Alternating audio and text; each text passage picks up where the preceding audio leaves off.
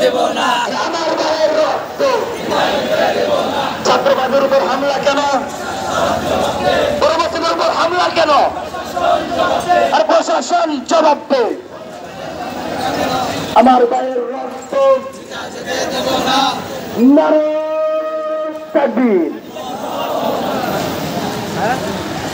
নারে তাকবীর।